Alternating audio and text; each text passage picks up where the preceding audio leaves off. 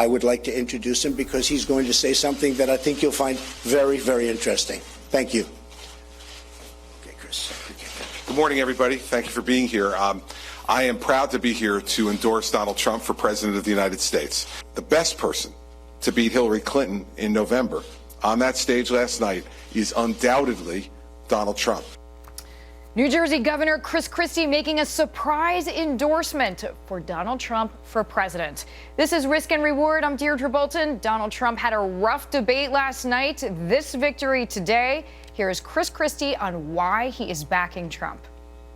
There is no doubt in my mind, and I've been saying this right from the time I entered the campaign, that the single most important thing for the Republican Party is to nominate the person who gives us the best chance to beat Hillary Clinton.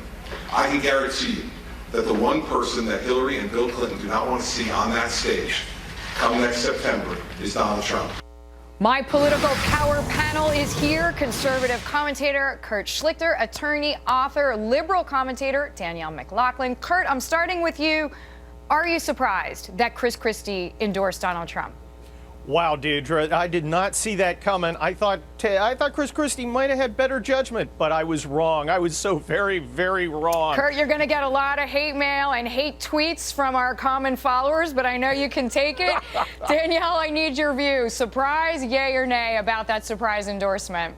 It is a little curious, you know, it's like bully one meets bully two. When you're seeing an endorsement and you're thinking down the road to maybe a VP pick, I don't see really what Christie adds to Trump because they're so similar in so many ways. I do see Attorney General Christie in the future, though, possibly. I was just going to say either Attorney General, perhaps a VP. In the past, when Christie was in the race, he slammed Donald Trump. Not always best buddy. Here's an example for you both. I just don't think he's suited to be president of the United States. Why? I don't think his temperament is suited for that, and I don't think his experience is. Showtime is over, everybody. We are not electing an entertainer-in-chief. Showmanship is fun, but it's not the kind of leadership that will truly change America. So, Kurt, criticisms aside, just strategy. Donald Trump has said, I don't care who endorses me. Endorsements don't matter anymore. Delegates do. Do you think he's changing his game? Well, he sure is, Deirdre, after that beating he took at the hands of Marco Rubio and Ted Cruz last night. Wow, that was agonizing. And watching Ted Cruz this afternoon go at him like a lawyer, just tearing him apart. Donald Trump is he's backpedaling now, and to get a, pardon the expression, heavyweight endorsement from somebody like Christie's, that's not the winning Donald Trump that we've seen. This is a huge departure. He's trying something new because he's losing. All right, we're going to keep that in context. I do just want to point out facts. So far, Donald Trump, even for Super Tuesday, is leading in most of those 12 states. But we're going to keep talking. Senator Rubio keeping his momentum from last night, mocking Donald Trump, reading his tweets. You want to have a little fun? All right. What does Donald Trump do when things go wrong? He takes to Twitter. I have him right here. Let's read some. You'll have fun. All right, number one, here's the first one. Lightweight Marco Rubio was working hard last night. This is true. The problem is, he is a chalker. And once a chalker, always a choker. I guess that's what he meant to say. He spelled choker, C-H-O-K-E-R, chalker. He called me Mr. Meltdown. Let me tell you something. Last night in the debate during one of the breaks, two of the breaks, he went backstage. He was having a meltdown. First, he had this little makeup thing applying like makeup around his mustache because he had one of those sweat mustaches. Then he asked for a full-length mirror. I don't know why, because the podium goes up to here, but he wanted a full-length mirror. Maybe to make sure his pants weren't wet. I don't know.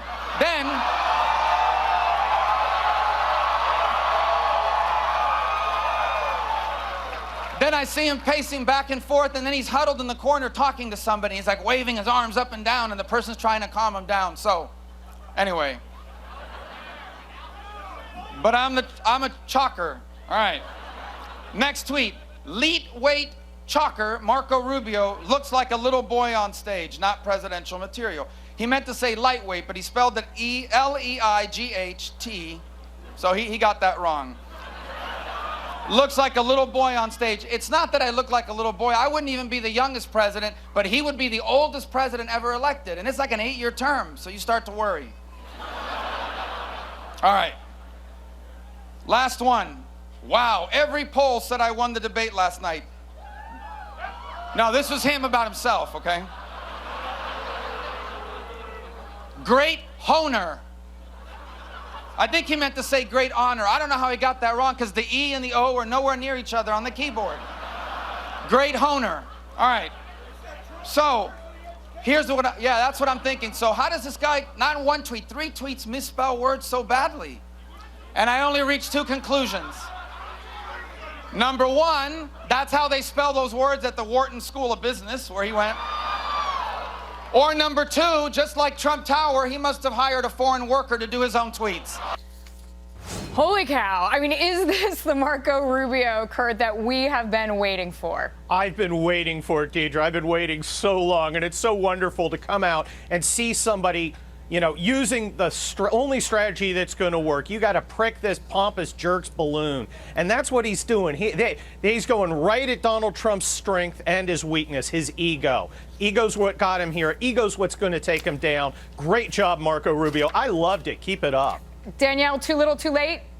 Possibly. I mean, we've seen what's going to happen almost, it's going to happen on Super Tuesday. Obviously, Trump has enormous leads in pretty much everywhere except Texas. But I agree with Kurt. You know, this has been coming for a long time, and Rubio is really the only one who's really stood up to Trump and taken him at his own game and really played what I would call the Trump card. The media hasn't done it. Certainly the GOP hasn't done it. No other candidate has. And Rubio is going to really reap the rewards of this, I think. All right. Well, to both of your points, one of Senator Rubio's big moments last night was when he went after Donald Trump on his stance on Obamacare.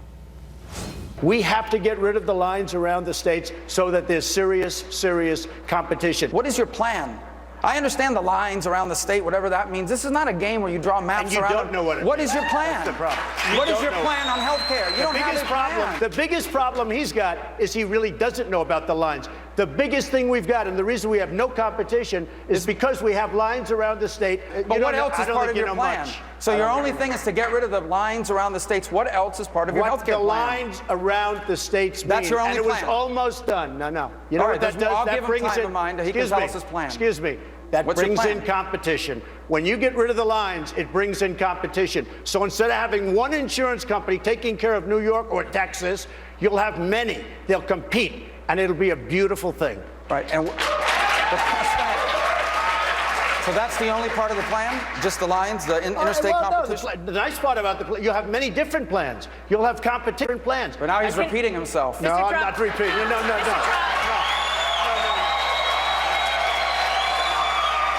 I see him repeat himself every night. It says 5 things. Everyone's dumb. He's going to make America great again. We're going to win, win, win. He's winning in the polls. And the lines around the state.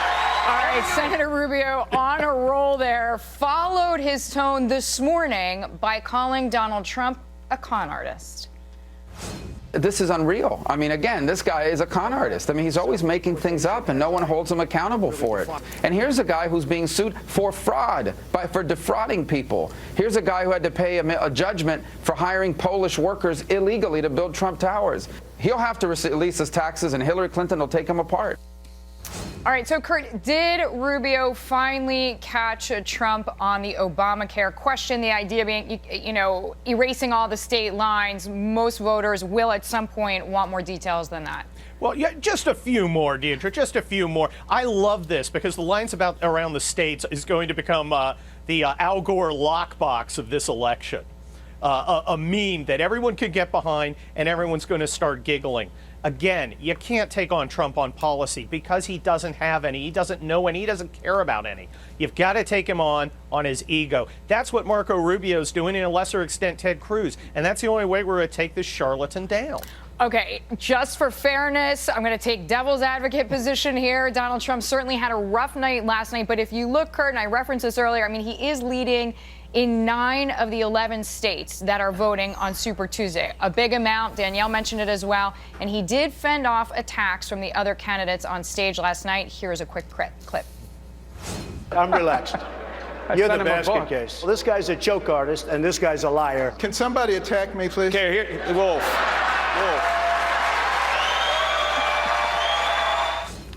Can somebody attack me, please? I'm not sure what to say about Dr. Ben Carson in that particular moment. How do you see this shaking out, Danielle? There were a lot of people who said, listen, last night for Senators Cruz and Rubio, it was about proving this is a three-person race, not a one-person race. Do you agree?